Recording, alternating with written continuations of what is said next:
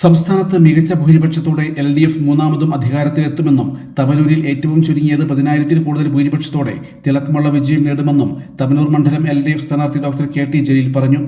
കേരളത്തിലും അതിഗംഭീര വിജയമുണ്ടാകും. മൂന്നാം തവണയും ഇടതുപക്ഷം അധികാരത്തിൽ വരും. ജനാധിപത്യ പ്രക്രിയയിൽ പങ്കാളികളാവുക എന്ന് പറയുന്നത് ജനാധിപത്യ രാജ്യത്ത് ജീവിക്കുന്ന ഒരു പൗരൻ്റെ ഏറ്റവും പ്രധാനപ്പെട്ട ധർമ്മങ്ങളിലൊന്നാണ്. ഭരണകർത്താക്കളെ നേരും നെറിയും നോക്കി തിരഞ്ഞെടുക്കുക എന്നുള്ളത് ഓരോ പൗരൻ്റെയും ഉത്തരവാദിത്തമാണ്. ആ ഉത്തരവാദിത്ത നിർവഹണത്തിൽ ഭാഗഭാക്കാവാൻ സാധിക്കുന്നു എന്നുള്ളതാണ് ഒരു പൗരൻ്റെ ഏറ്റവും വലിയ ആത്മസായുജ്യം എന്ന് പറയുന്നത്. കോട്ടയ്ക്കൽ മണ്ഡലത്തിലെ വളാഞ്ചേരി GLP സ്കൂളിലെ 164 നമ്പർ ബൂത്തിൽ ഭാര്യ ഫാത്തിമക്കുട്ടി ടീച്ചറോടൊപ്പം എത്തി വോട്ട് രേഖപ്പെടുത്തിയ ശേഷം മാധ്യമപ്രവർത്തകരോട് സംസാരിക്കുകയായിരുന്നു അദ്ദേഹം. ജനക്ഷേമ കരുതൽ പ്രവർത്തനങ്ങൾക്കുള്ള അംഗീകാരമായിരിക്കും LDF സർക്കാരിന്റെ തുടർഭരണമെന്നും ജനങ്ങളുമായുള്ള ആത്മബന്ധമാണ് തവനൂരിലെ തന്റെ വിജയമെന്നും അദ്ദേഹം പറഞ്ഞു. മലപ്പുറം ജില്ലയിൽ 8 മണ്ഡലങ്ങളിൽ ശക്തമായ മത്സരമാണ് നടക്കുന്നതെന്നും അദ്ദേഹം പറഞ്ഞു. മലപ്പുറം ജില്ലയിൽ നല്ല നെക്ക് ഫൈറ്റ് കിടക്കുന്ന 6ഓളം നിയോജക മണ്ഡലങ്ങളുണ്ട്.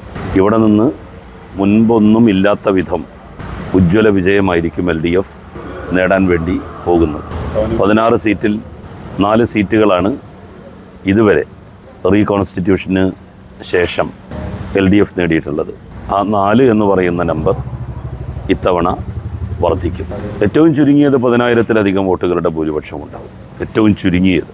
പഞ്ചായത്ത് 2011 ഞാൻ അവിടെ ചെന്ന സമയത്തും ആദ്യമായിട്ട് മത്സരിക്കാൻ ചെന്ന സമയത്തും ഒരൊറ്റ പഞ്ചായത്ത് മാത്രമാണ് ഉണ്ടായിരുന്നത്. 7 പഞ്ചായത്തിൽ 6 പഞ്ചായത്തുകളും UDF ആയിരുന്നു. അന്ന് 8,000-ലധികം വോട്ടുകൾ ഭൂരിപക്ഷവും ഉണ്ടായിരുന്നു UDF-ന്. ഇപ്പോൾ അത് 9,000 ഭൂരിപക്ഷമാണ്.